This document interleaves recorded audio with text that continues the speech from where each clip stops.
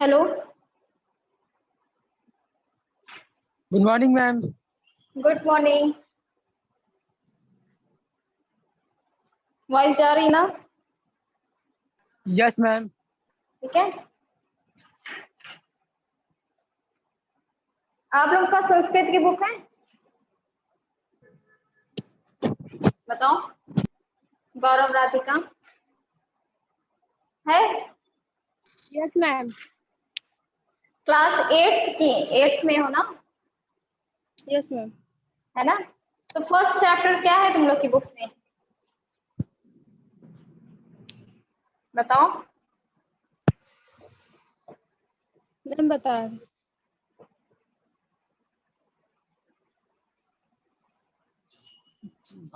नहीं। First chapter यही है ना? सुभाषितानी यस यही है। मैम। फर्स्ट चैप्टर है ओके। तुम लोग की बुक में। चलिए, तो आज हम इसी के बारे में पढ़ेंगे। फर्स्ट चैप्टर जो है इसके सुभाषित मतलब क्या होता है, समझ रहे हो? देखो, सुभाषित, इसको आधा लेके चलो। तो जो ये सुभाषित होता है, ये सु प्लस भाषित, इन दो शब्दों के मेल से बना है। मतलब कि सु और भाषित मेल से बना हुआ है। सु का अर्थ होता है सुंदर, मधुर, तथा भाषित का अर्थ होता है वचन। तो इसका मतलब क्या हो गया? इसका मतलब हो गया सुंदर वचन। ठीक है। मतलब कि जो ये बना है अभाषित, जो ये है। ठीक है। तो सु का अर्थ क्या होता है? इसका अर्थ होता है सुंदर या मधुर। ठीक।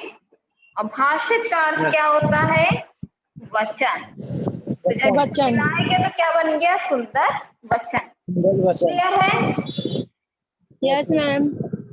तो सुभाषित का क्या अर्थ हो गया? सुंदर वचन, मतलब सुंदर वाणी। तो इसी के बारे में आज हम लोग पढ़ेंगे। पहले पैसेज का हम अर्थ बता दे, मतलब पहला पैसेज पढ़ेंगे उसका अर्थ बताएंगे, फिर सेकंड पैसेज, फिर उसका अर्थ, और फिर थर्ड पैसेज। चलिए स्टार्ट करें। Yes ma'am. ध्यान से सुनना, जहां पे नहीं समझ में आएगा पूछ लीजिएगा। ठीक है।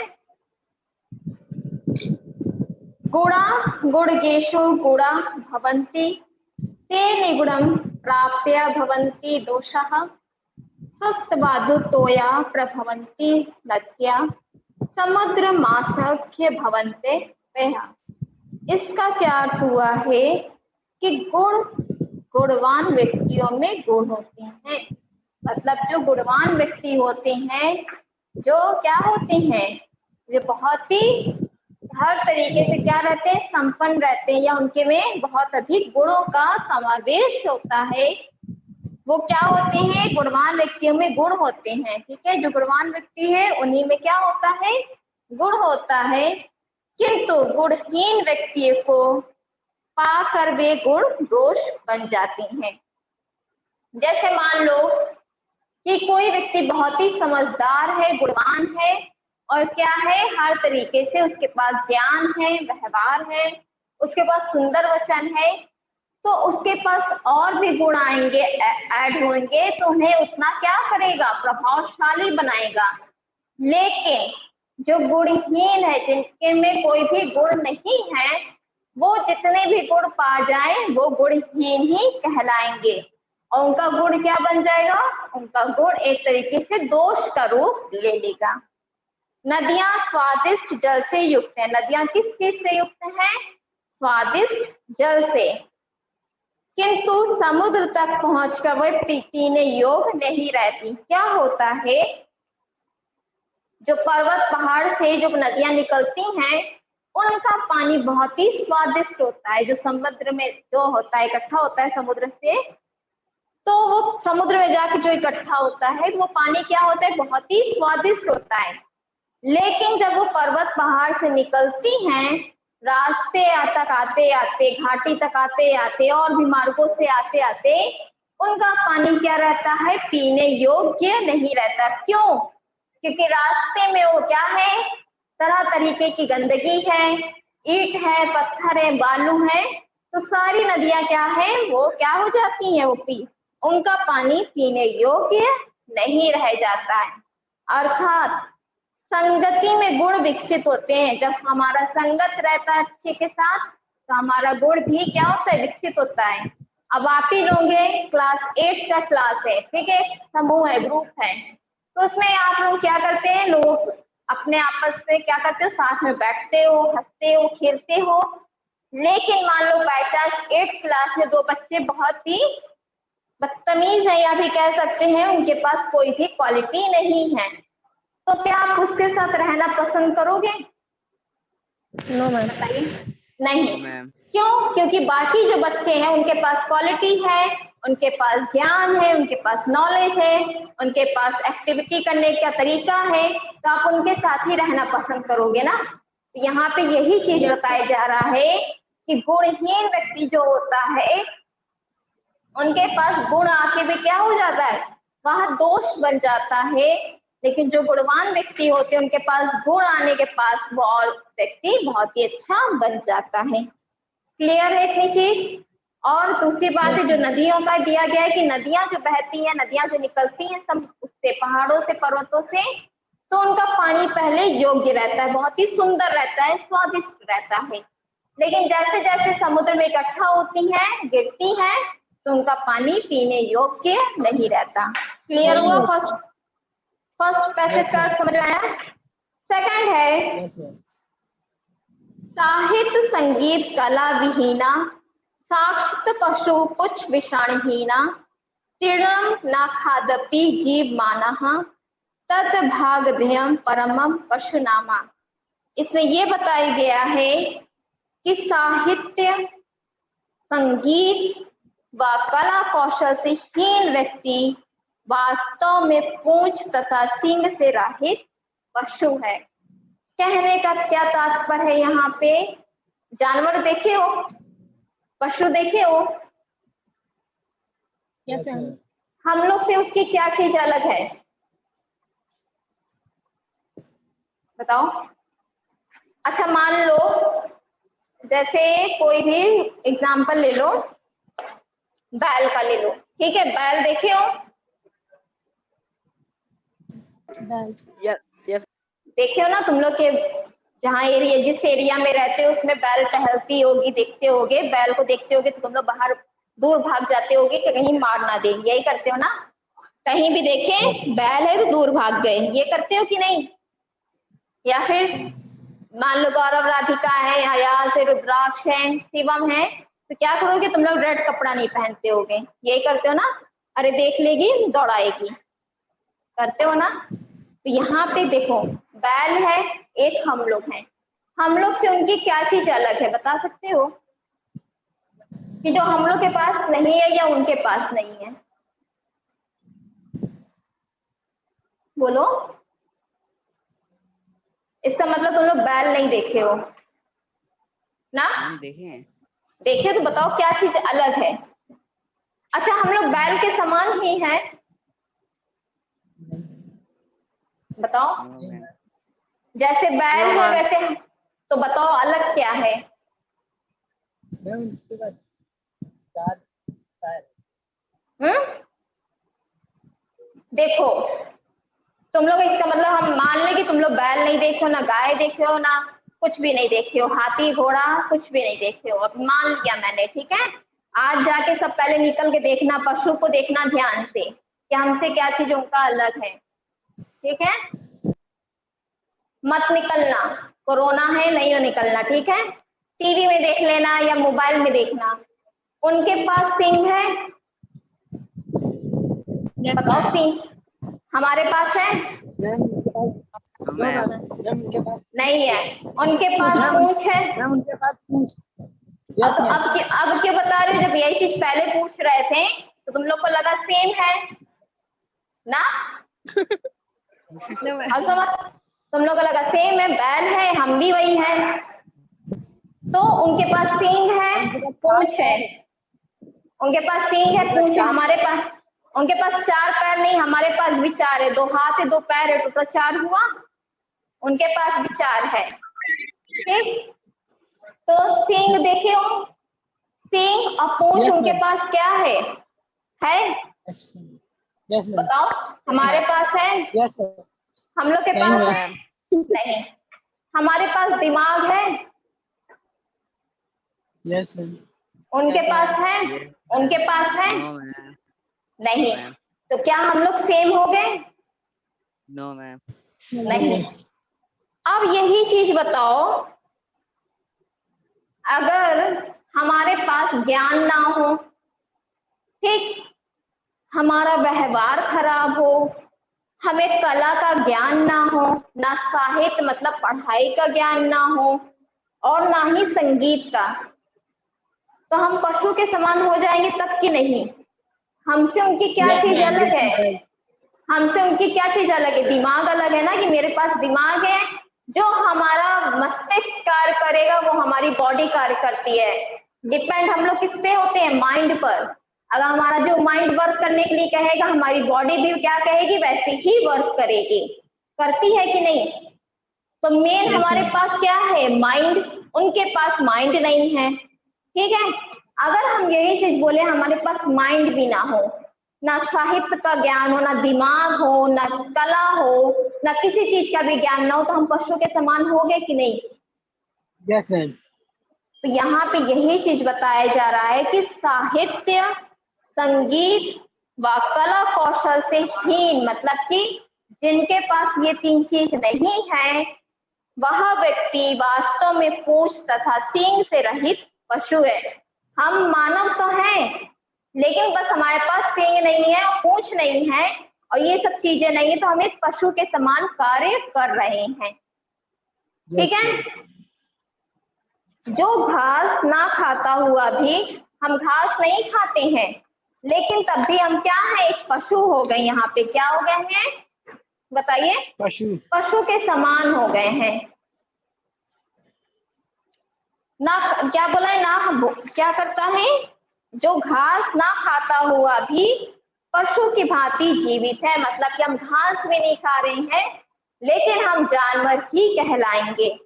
वहां तो उन असभ्य पशु समान मनुष्यों, पशुओं का परम सौभाग्य है कि घास फूस ना खाकर अपितु स्वादिष्ट व्यंजन खाते हैं। हम लोग कैसा भोजन करते हैं? स्वादिष्ट स्वादिष्ट भोजन। स्वादिष्ट भोजन में क्या खाते हैं? चाउमीन, चाट, फुल्की, यही होता है ना? क्या और भी कोई स्वादिष्ट होता है? बताओ। No ma'am. बोलो, क्या पसंद है तुम लोग को? खाना होता है, ठीक है, दाल चावल सब्जी रोटी, ये स्वादिष्ट भोजन होता है। ठीक है, जो हम मनुष्य क्या करते हैं? खाते हैं। और पशु क्या करते हैं? बिना स्वादिष्ट भोजन के खाते हैं, घास फूस जो मिल गया चारा वही खाते हैं। ठीक है, आप लोगों को कौन सा खाना पसंद है? बताओ, सबसे ज्यादा क्या खाते हो यार? अब तो सब बंद है, बाहर तो कुछ मिलता नहीं है फुल्की उल्की ना, तो क्या खा रहे इस टाइम घर पे? वैसे ही बाहर नहीं जाते, बना के खाते होगे ना। यही बात है कि हम लोग क्या करते हैं? स्वादिष्ट भोजन को खाते हैं। तो यहाँ पे ये बताया जा रहा है कि साहित्य में अभिरुचि, संगीत आदि कलाओं में कौशल से ही मनुष्य क्या करता है? मनुष्य बनता है। मानव कैसे बनता है? जिनको साहित्य का ज्ञान होता है, अभिरुचि होती है, संगीत की अभिरुचि होती है, कला कौशल की अभिरुचि होती है, उसी से मानव क्या करता है? मनुष्य बनता है। अन्यथा वह पशु सा ही जीवन जीता है। नहीं तो वो कैसा जीवन जीता है? पशु के समान जीवन जीता है। अगर हमारे पास ये सब ना हो तो हम पशु के समान हैं। ठीक है, फर्स्ट सेकंड पैसेज समझ में आया? बोलो। थर्ड है लुब्धस्य नश्यति यशा पिशु नस्य मैत्री नष्ट प्रियस्य कुलमर्थ परस्य धर्मा विद्या फलम व्यसननी कृपणस्य सौख्यम राज्यम प्रमत्य सचिवस्य नराध्य कस्य। इसमें ये बताया जा रहा है कि जो लालची व्यक्ति होता है, लालची व्यक्ति का यश, चुगलखोर की दोस्ती, कर्महीन का कुल, अर्थ, धन को अधिक महत्व देने वाला लाभ, कंजूस का सुख और प्रभात करने वाला मंत्री युक्त राजा का राज सत्ता नष्ट हो जाती है। किसकी सत्ता नष्ट हो जाती है? जो व्यक्ति क्या है? लालची है। जो यहाँ पे लालची व्यक्ति होता है, जो यश मतलब संपत्ति को पाना चाहता है। चुगलखोर की दोस्ती मतलब जो दोस्ती है उसमें चुगलखोरी होती है। अगर हम अभी आपके दोस्त हैं तो हम किसी और के दोस्त हो जाएंगे और आपकी बुराई करेंगे। तो यहाँ पे ये बताया जा रहा है चुगलखोर की दोस्ती, कर्महीन कुल, जो कर्महीन होता है, जिनके पास क्या होता है, हमारा क्या चीज हम पे डिपेंड कर रहा है, हम किस तरह सफलता की ओर बढ़ते हैं, अपने कर्म से जाने जाते हैं ना। आप लोग अच्छे हो, आप लोगों के पास नॉलेज है, आपने वर्क किया, कार्य किया, तो आपने किससे जाना? अपने कर्म से जाना। ठीक है, तो यहाँ पे ये बताया जा रहा है जो कर्महीन का कुल है वो भी खराब हो जाता है। धन को अधिक महत्व देने वाला, जो हमेशा पैसे के बारे में सोचता है, धन के बारे में सोचता है, वह व्यक्ति लाभ, कंजूस, सुख पाता है। वो कंजूस होता है और सुख की प्राप्ति नहीं होती। और प्रमाद करने वाला मंत्री युक्त राजा का राज सत्ता नष्ट हो जाती है। केवल अपनी बात को जनता के ऊपर थोपना, ठीक है, और उनकी प्रजा की बातों को राजा यहाँ नहीं सुनता है तो उसकी सत्ता भी नष्ट हो जाती है। यदि यश चाहिए, मतलब कि क्या चाहिए? सुख चाहिए, यश चाहिए, प्रीति चाहिए, तो व्यक्ति लालच ना करे। कभी भी व्यक्ति को लालच नहीं करना चाहिए। मित्रता चाहिए, दोस्ती चाहिए, तो चुगलखोरी नहीं करनी चाहिए। धर्म आचरण करना है तो धन लाभ को अधिक महत्व ना दें। अगर धर्म का आचरण करना है तो धन को अधिक लाभ ना दो। ठीक है, विद्या का फल प्राप्त करना है तो बुरी आदतों से बचे। अगर विद्या के ज्ञान को अर्जित करना है, विद्या प्राप्त करनी है, तो हमें बुरी आदतों से बचनी चाहिए। तंबाकू, गुटखा, बीड़ी, शराब और बुरी संगति के लोगों से बचना चाहिए। जीवन सुख चाहिए तो कंजूस ना हो। जीवन का हमेशा खुश रहने के लिए, सुखी बनाने के लिए कंजूसी नहीं करनी चाहिए। और सत्ता को बनाए रखना हो तो मंत्री कर्तव्य के प्रति लापरवाह ना हो। अगर अपने सत्ता को कायम करना है, बनाए रखना है, तो लापरवाही नहीं करनी चाहिए। प्रजा की बात को सुनना चाहिए। प्रजा आपसे क्या चाहती है? क्लियर है इतनी चीज? Yes ma'am. First, second, third passage clear हुआ? Yes ma'am.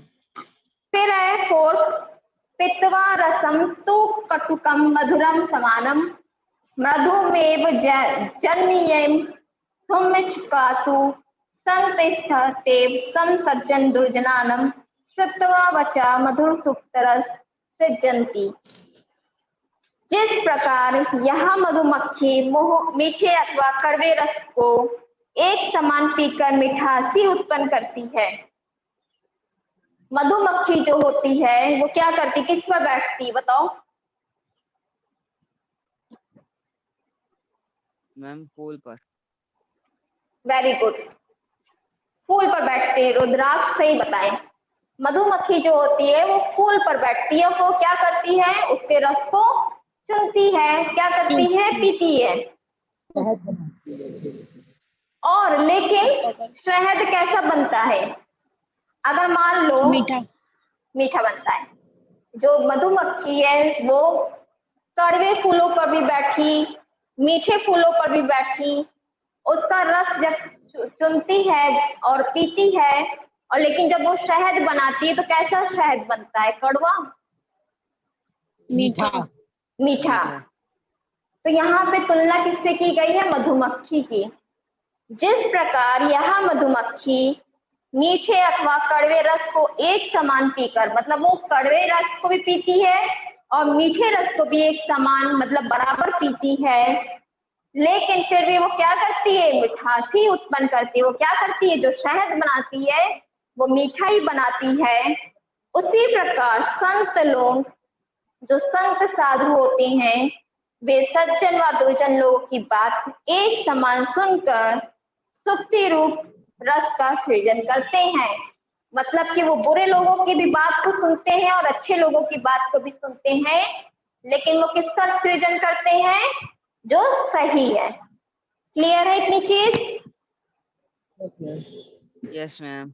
मतलब कि संत लोग, जो संत साधु होते हैं, वे सज्जन और दुर्जन में भेदभाव ना करके दोनों की बात सुनकर अच्छी बात कहते हैं। मतलब जो हमारे साधु संत या माता पिता ले लो, गुरु ले लो, तो क्या करते हैं? हमारी अच्छी बात को भी सुनेंगे, हमारी खराब बात को भी सुनेंगे। ऐसा नहीं है कि अच्छी बात सुने तो अच्छी प्रतिक्रिया की और खराब बात सुने तो खराब प्रतिक्रिया करें। वो अच्छी और खराब दोनों बात को सुनकर क्या करते हैं? सही प्रतिक्रिया करते हैं, सही बताते हैं क्या हमारे लिए सही है, सही और उसमें भेदभाव नहीं करते हैं।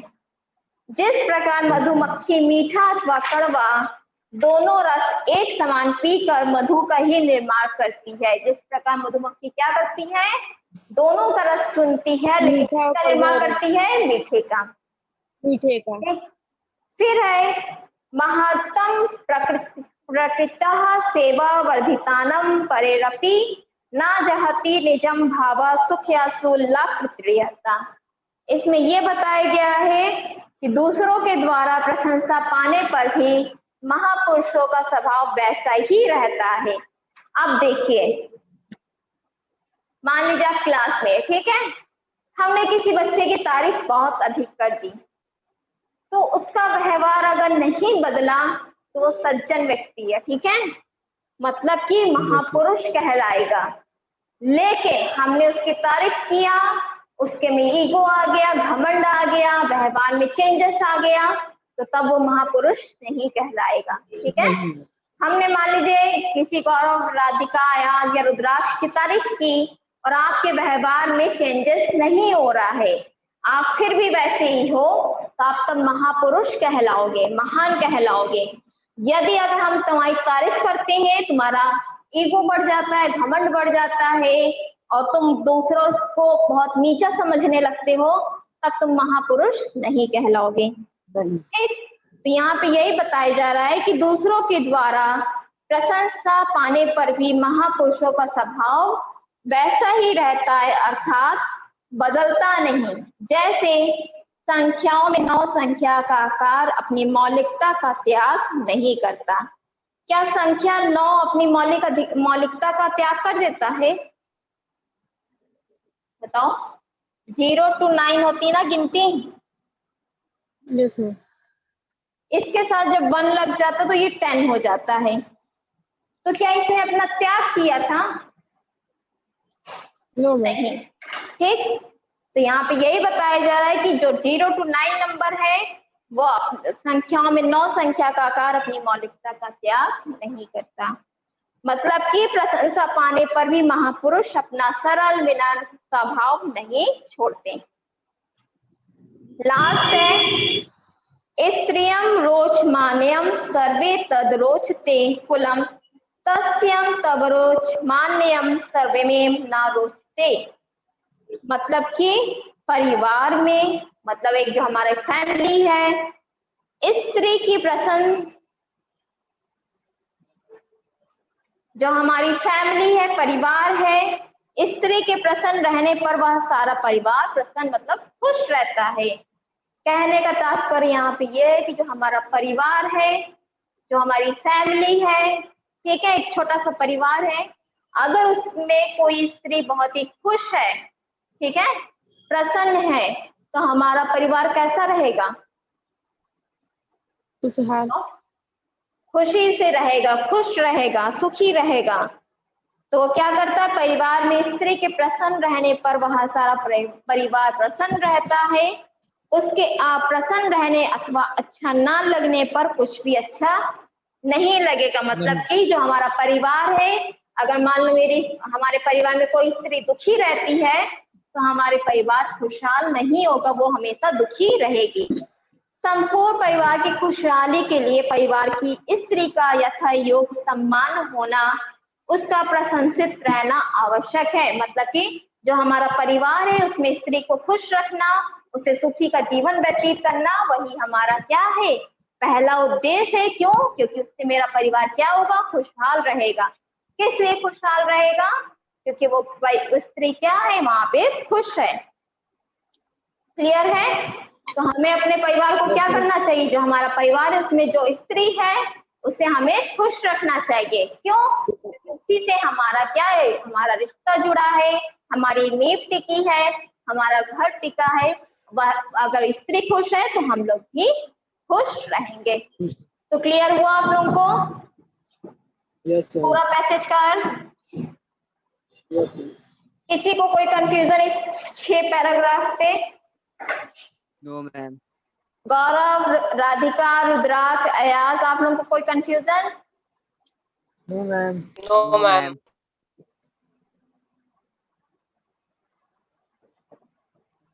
ठीक है, इसके कुछ वर्ड मीनिंग हम लिखवा दे रहे हैं। सब समझ में आ गया ना जो बताए हैं? Yes ma'am. यस कोई मैम। ऐसी चीज जो ना समझ में आई हो? No ma'am. मैम इस चैप्टर कॉपी में करना है? हाँ, हम बता रहे क्या क्या करना है अभी।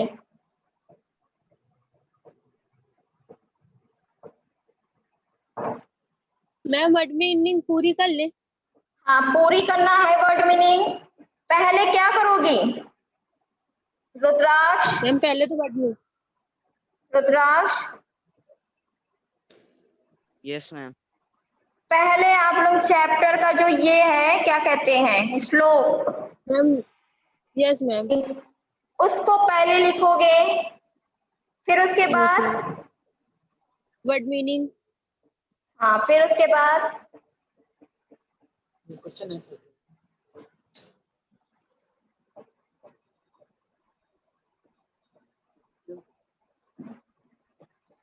मैम इसका अर्थ लिखवाएंगी?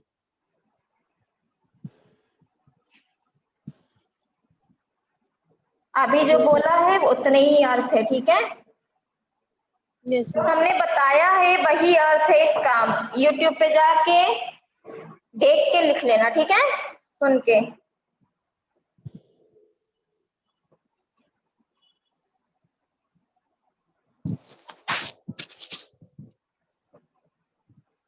और नहीं समझ में आएगा तो बताना, हम लिखवा देंगे, ठीक है? मैम श्लोक का अर्थ भी लिखना है? हाँ,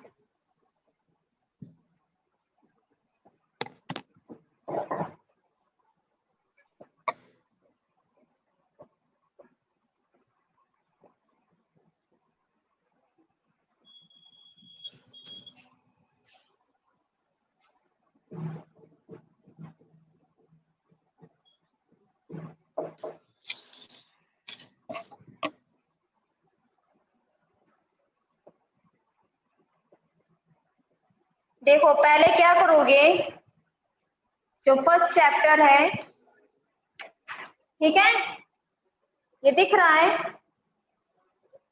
यस मैम। ठीक दिखा? इसको Yes, पहले ma'am. लिखोगे, ठीक, इसको पहले लिखोगे, यस मैम। फिर उसके बाद उसका वर्ड मीनिंग लिखोगे। 2 चीज हो गई, बताओ। Yes ma'am. यस फिर मैम। उसके बाद क्या करोगे, हमने जो बताया है वही उसका अर्थ है, ठीक है? हम जो बताएंगे उसका अर्थ वही है। तो आप क्या करोगे, अगर अगर हम ऐसे भेज दिए तो ठीक है, नहीं तो यूट्यूब पे जाना, जो तुम बताए हैं उसी को अर्थ में लिख लेना, ठीक है? Yes ma'am. समझ नहीं तो हम नेक्स्ट टाइम पे जब मेरी क्लास होगी तो हम उसका पूरा करा देंगे, इसमें कोई दिक्कत नहीं होगी। और कुछ पूछना है? अच्छा, ये होता लैंग्वेज में फर्स्ट सेकंड चैप्टर हो गया है। Yes Yes, ma'am. एक्सरसाइज भी पूरी हो गई है ना? Yes ma'am. ठीक, तो फर्स्ट सेकंड एक्सरसाइज भी आपकी पूरी हो गई है। किसकी? लैंग्वेज की। लैंग्वेज। लिटरेचर में फर्स्ट सेकंड चैप्टर पूरा हो गया है ना? बोलो, लिटरेचर में फर्स्ट हुआ है कि सेकंड हुआ है? देख लेना, नहीं हुआ होगा हम बता देंगे, ठीक? और आपकी एक प्रैक्टिस बुक है, वर्क बुक है कि नहीं? तो उसका पहला पेज आज की डेट, फर्स्ट पेज आज की डेट पे फिल कर लेना। क्यों? क्योंकि लिटरेचर का फर्स्ट चैप्टर मैंने करा दिया है ना, उसी को कर लेना, ठीक है। और कुछ पूछना है तुम लोग को? मैम संस्कृत के वर्ड मीनिंग बाद सारी एक्सरसाइज करनी है? नहीं, देखो हम इसीलिए तो बता रहे हैं, पहले पूरा श्लोक लिखोगे, ठीक, जितना दिया है, उसके बाद वर्ड मीनिंग और श्लोक का अर्थ, बस 3 चीज करोगे, इसके ज्यादा नहीं करोगे। बाकी जितने क्वेश्चन आंसर है वो हम करवाएंगे ना। Yes ma'am. और किसी को पूछना है? कोई कंफ्यूज तो नहीं है? अयाज, गौरव, रुद्राक्ष, शिवम? No ma'am. समझ गए ना क्या क्या करना है? Yes ma'am. बताइए क्या क्या करना है। मैम संस्कृत का श्लोक और वर्ड मीनिंग और श्लोक का मैम, लिटरेचर वर्ड बुक का पहला हाँ, पेज। अब बताओ बाकी बच्चों को भी यही चीज समझ में आया? Yes ma'am. सब आज की डेट का होगा, ठीक है। Yes ma'am. चलिए, और कुछ पूछना है तो पूछ लो। No ma'am. ठीक, चलिए, थैंक यू बच्चों, thank thank you you ma'am. Ma'am. Bye bye. Thank you ma'am. Bye bye.